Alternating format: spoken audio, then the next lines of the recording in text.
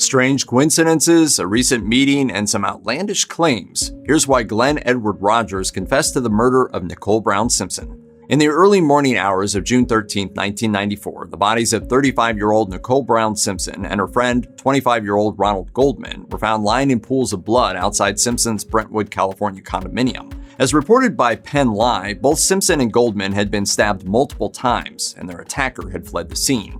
In the course of their investigation, authorities learned Nicole was the ex-wife of former football star O.J. Simpson. Per AP News, law enforcement officials went to O.J.'s house at approximately 4:30 a.m. to inform him of Nicole's death. They immediately noticed what appeared to be a bloodstain on O.J.'s Ford Bronco, as well as a trail of what appeared to be blood leading from the vehicle to the front door of his home.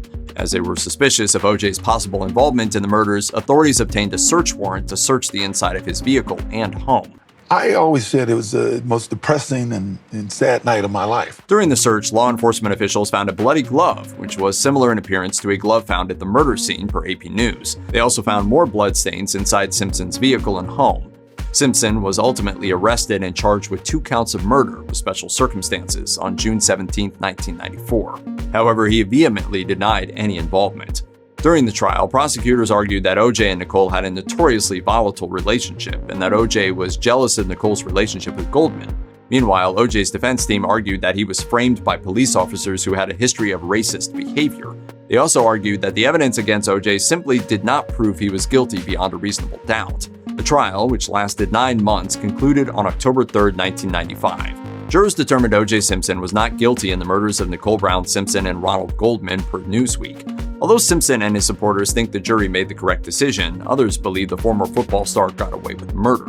Over the years, several theories regarding who else might have killed Nicole Brown Simpson and Ronald Goldman have been suggested. One theory, which was presented in the 2012 documentary My Brother the Serial Killer, suggested that the pair were actually murdered by serial killer Glen Edward Rogers.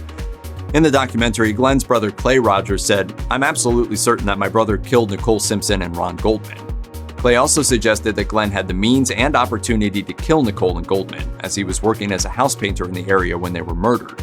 Per ABC News, Glen reportedly told his brother and sister that he met Nicole and noted that she was wealthy. "They got money, they're well off, and I'm taking her down." In an interview with a criminal profiler, Glen allegedly claimed that O.J. Simpson had hired him to steal a pair of earrings and kill his former wife during the robbery. Glen also provided specific details about the deaths of Nicole Brown Simpson and Ron Goldman, which further supported his claim that he committed the brutal murders. ABC News reported that in addition to knowing details about the murders, Rogers was able to draw a detailed picture of the knife he claims to have used to kill the victims. According to ABC News, filmmaker David Monahan said he believes the information provided by Glen's brother. Combined with Glen's confession to the criminal profiler, Monahan believes that this should have been enough to prompt an official investigation into his possible involvement in the murders. However, Ronald Goldman's father, Fred Goldman, disagrees. When asked about the information presented in the documentary film, Fred said per ABC News, "The fact of the acquittal at the hands of the jury will never wash away this murder from the hands of O.J. Simpson, no matter how many Glen Rogers pop up on the media radar screen." Glen Edward Rogers was ultimately arrested 6 weeks after Nicole Brown Simpson and Ronald Goldman were found murdered. Law enforcement officials said he went on a crime spree and is suspected of more than 70 murders throughout the United States, per ABC News. Rogers was convicted of several murders and subsequently sentenced to death in both California and Florida. However, he was never arrested and indicted in Brown Simpson's and Goldman's deaths, nor was he mentioned as a person of interest in those crimes.